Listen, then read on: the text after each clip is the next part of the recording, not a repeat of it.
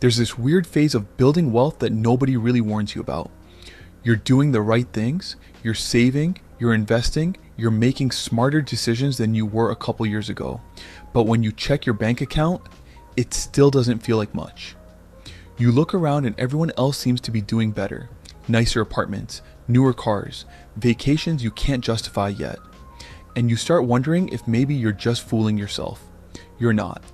And I'm going to show you 12 signs that you're actually on track to be wealthy within the next 5 years, even if your bank balance hasn't caught up with your habits yet.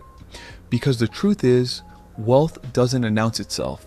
It builds quietly in the background while you're too busy doing the work to notice. My name is Ivan, and I spend way too much time thinking about money, human psychology, and why some people seem to glide through financial challenges while others are constantly stressed about their bank account balance. If you've ever wondered whether the small decisions you're making today are actually going to pay off down the road, make sure to hit that subscribe button and give this video a thumbs up if it helps clarify things for you. Here's what I've noticed about people who end up wealthy within a few years. It's almost never the people who look rich right now. It's the ones doing boring, invisible things that nobody posts about on social media. And if you recognize even 4 or 5 of these 12 signs in your own life, you're closer than you think. Number 1, you've stopped comparing yourself to others. This one comes first because it might be the most important psychological shift that separates people who build wealth from people who stay stuck. When you're broke or feel broke, comparison is constant. Your co-worker just bought a new car. Your college roommate posted photos from Santorini. Your neighbor has a bigger house. And every single one of those observations creates a tiny pull towards spending money you shouldn't spend on things you don't actually need. But something changes when you're on the wealth building path. You stop caring what other people are doing with their money. Not because you're bitter, but because you've started to realize that visible wealth is usually either debt funded or coming at the cost of someone's future security. Rich Richard sees his buddy pull up in a $60,000 truck and thinks, oh, hope that makes him happy. Zero envy, zero second guessing. He knows his $15,000 used Toyota and his growing investment portfolio are the smarter play for where he wants to be in 5 years.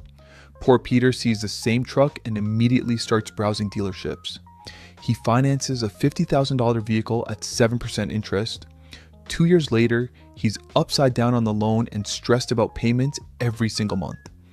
When you stop comparing, you stop making financial decisions based on other people's choices. You build according to your own plan, your own timeline, your own values. And that makes you immune to 3 forces that keep the majority of people broke: marketing, peer pressure, and fear of missing out. If you've reached that point, even partially, that's a serious wealth signal. Number 2, you feel rich in time, not just money. Here's something that separates the people who will be wealthy in 5 years from the ones who will still be grinding with nothing to show for it. The future wealthy have started valuing time over things. They've stopped glorifying being busy. They crave space, slowness, and control over their schedule more than they crave a new watch or a bigger apartment. When your finances are tight, you have no choice but to trade every available hour for money. You clock in, you hustle, you say yes to everything. But as your financial foundation strengthens, even slightly, something shifts. You realize money can buy time back. Time to think, time to rest, time to be with the people you care about, time to work on something that actually excites you. No, Rich Richard pays someone $150 a month to clean his apartment. That buys him about 3 hours he spends with his kids or working on a side project he actually enjoys. He says no to meetings that don't serve him. His calendar has white space in it on purpose. Poor Peter does everything himself to save money. He spends Saturday cleaning, Sunday running errands. His calendar is packed from morning to night. He feels productive and important, but he's exhausted and never has time for the things that will actually move his life forward. You start paying for convenience instead of hunting for the cheapest option on everything. You say no more often. You protect your mornings or your evenings or whatever hours matter most to you. These are quiet upgrades that don't show up on anyone's social media feed, but they're signs of someone whose relationship with money has fundamentally matured. Number 3, You've created a financial buffer and you don't talk about it. You're not living paycheck to paycheck anymore, but you're also not bragging about it. While other people flex their lifestyles online, you've quietly built something that actually matters. Breathing room. You have money sitting in a savings account that you don't need to touch. An emergency fund, a cushion, cash that gives you time, peace of mind, and options when life throws something unexpected at you. You don't panic when your car breaks down.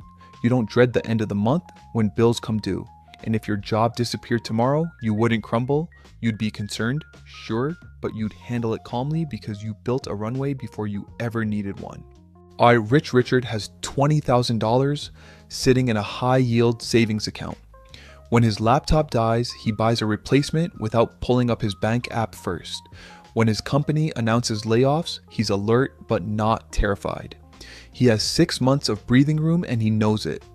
Poor Peter has somewhere between $14 and $100 in checking and about $300 in savings.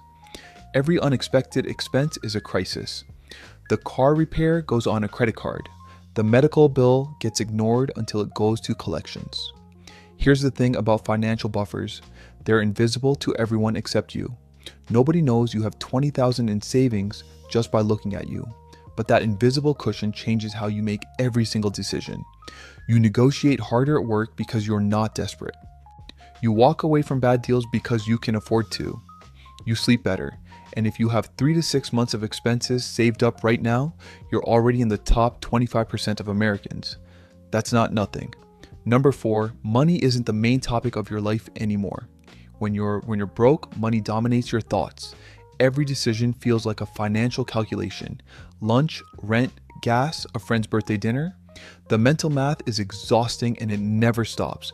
But something interesting happens when you start building real wealth quietly. Money stops being the main character in your daily life. You've built systems, you've automated your savings, you've handled the fundamentals well enough that you don't need to constantly think about them anymore. Your finances run on something closer to autopilot. Rich Richard doesn't obsess over credit card rewards points or which grocery store has the best deal on chicken breast this week. His money runs on autopilot, automatic contributions to his brokerage account, automated bill pay, a diversified portfolio he rebalances maybe once a year. His mental energy is freed up for bigger questions. How can I spend more time doing work that matters? What kind of life am I actually building here? What do I want the next 5 years to look like? Poor Peter still talks about money constantly. He's always researching the next deal, the next side hustle, the next opportunity. But because he has no system, everything requires his constant attention and decision-making energy. He's mentally exhausted from managing money poorly instead of building his money to manage itself. This shift, from financial survival mode to financial background noise, is one of the clearest signs you've leveled up. If money is starting to feel boring in your life, if you're not constantly stressed about it, that's actually a great sign. Boring money tends to lead to an exciting life. Number 5, you think in terms of long-term gains, not quick wins. The people who chase instant gratification with money almost never end up wealthy. The next bonus, the next tax refund, the next hot stock tip from a guy at work. If that's how you think about building wealth, you're going to be disappointed over and over again. But if you've started thinking in decades instead of days, if compound growth excites you more than overnight success stories, you're operating on a completely different wavelength than the average person. Rich Richard invests $500 a month into index funds and doesn't check his account every week. When the market drops 15%, he doesn't panic. He keeps contributing. He's been doing this for years and he understands that the boring, consistent approach is what actually works. Over 20 years, his $120,000 in contributions turns into roughly $350,000. That's the math of patience. Poor Peter jumps from opportunity to opportunity. Day trading for a few months, then crypto, then a dropshipping course, then something else. He never stays with anything long enough to benefit from compounding. 20 years later, he has maybe $60,000 saved and a long list of lessons learned the hard way. If you've stopped looking for shortcuts and started trusting the process, even when it feels painfully slow, you're thinking like someone who will be wealthy, not eventually. within 5 years. Number 6, you've stopped making excuses and started taking ownership. This is a big one, and it's going to be uncomfortable for some people. When you're on the path to building real wealth, something fundamental changes in how you talk about money. You stop blaming external circumstances for your financial situation and start taking full ownership of it. You don't say, "I can't afford that" anymore. You say, "That's not a priority for me right now." The words sound similar, but the psychology behind them is completely different. One frames you as powerless, the other puts you back in the driver's seat. Our Rich Richard makes $65,000 a year in a high cost of living city.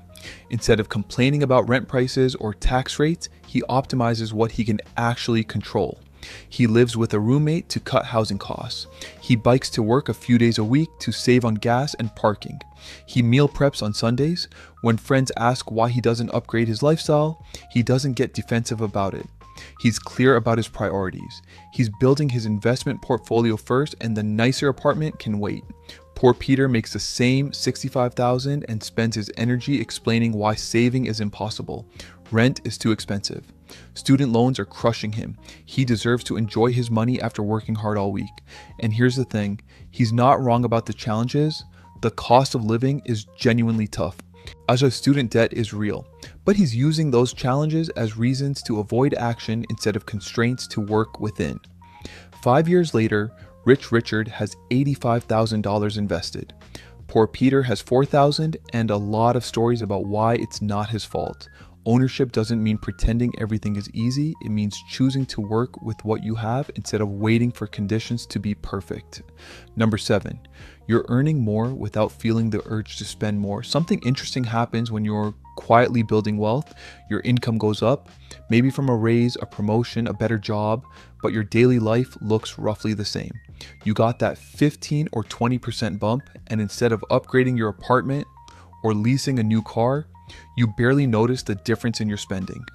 So, the extra money just quietly moved into savings or investments.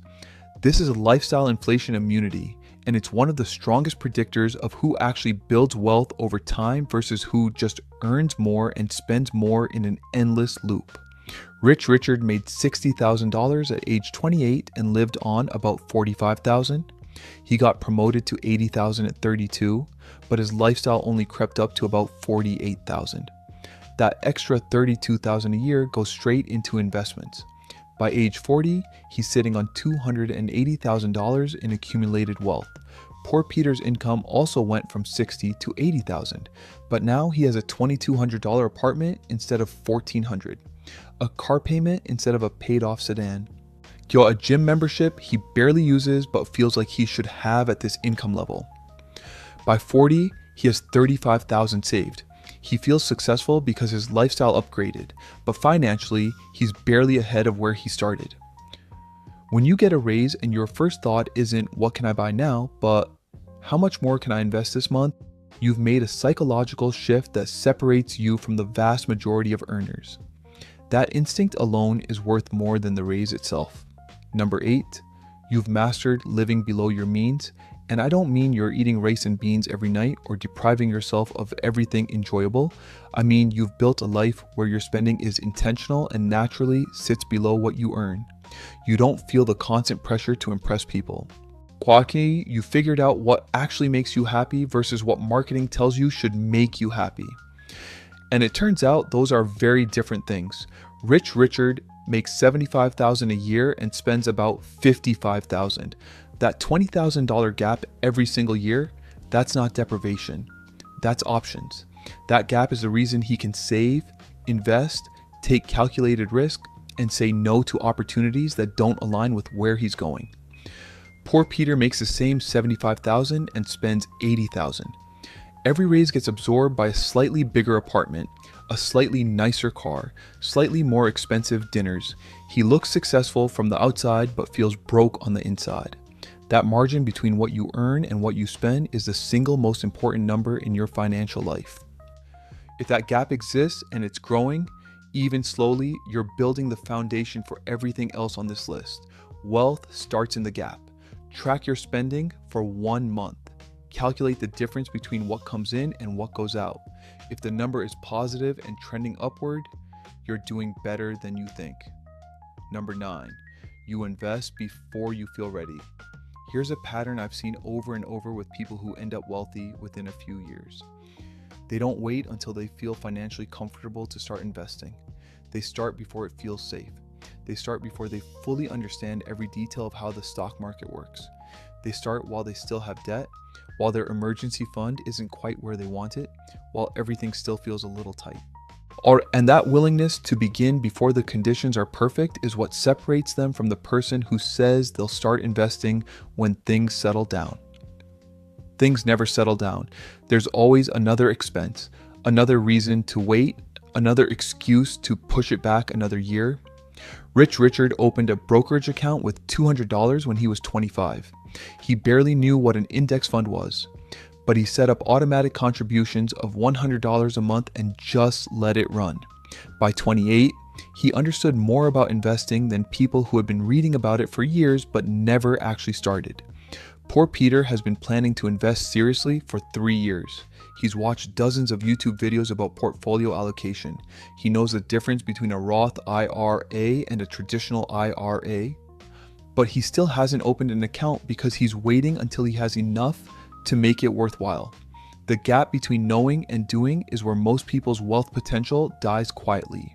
Number 10, you've built at least one income stream outside your job. This doesn't mean you need to be running a 6-figure side business. It could be freelance work that brings in a few $100s a month. It could be rental income from a property. It could be dividend payments from investments you've been building over time. It could even be something as simple as selling things you create online. The point isn't the amount. The point is that you've broken the dependency on a single paycheck. When 100% of your income comes from one employer, you're one bad meeting away from financial crisis. But when you have even a small stream of money coming in from somewhere else, your psychology changes, you negotiate differently at work, you make career decisions from a position of curiosity instead of desperation, you sleep a little better knowing that if something went wrong at your job tomorrow, your entire income wouldn't vanish overnight. Rich Richard started a small freelance consulting gig on the side.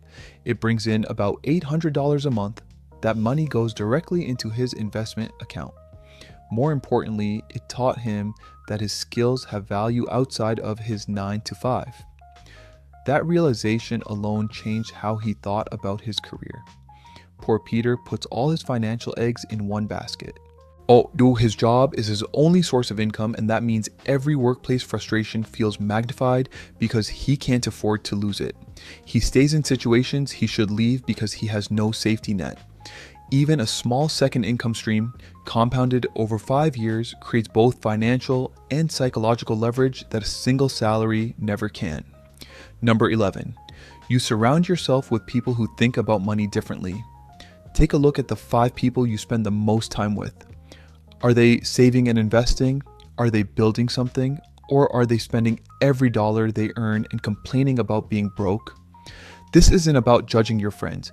It's about recognizing that your financial behavior is heavily influenced by the people in your proximity. If everyone around you is financing new cars and taking trips they can't afford, that behavior starts to feel normal. You absorb it without realizing it. But if you've started gravitating toward people who talk about investing, who share financial goals openly, who get excited about compound interest instead of the latest sneaker drop, your baseline has shifted. Richard joined an online community of people focused on financial independence. He has 2 close friends who also invest consistently. They don't talk about money all of the time, but when they do, the conversation is about building, not spending. That environment reinforces his habits without him even trying. Poor Peter's friend group has a different culture around money.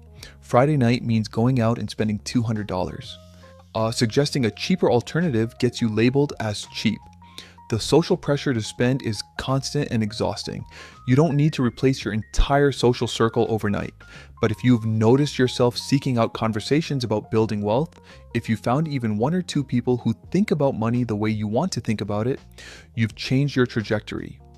Environment shapes behavior, and behavior over 5 years determines wealth. Number 12, you've started saying no to things that used to tempt you. This last one is subtle, but it might be the most telling sign of all. You've developed the ability to walk away from purchases, experiences, and opportunities that would have hooked you a year or two ago. The flash sale doesn't pull you in anymore. The limited edition drop doesn't create urgency. On the everyone's going, you should come too trip doesn't override your financial plan. And this isn't about being miserable or denying yourself joy. It's about having developed the muscle of delayed gratification to the point where it doesn't even feel like sacrifice anymore. It just feels like clarity. You know what you want long term, and the short term temptation simply doesn't register the way it used to. Rich Richard gets invited on a weekend trip that would cost about $1,500. He thinks about it for a minute and decides it doesn't align with his current priorities. He's not upset about it. He doesn't feel like he's missing out.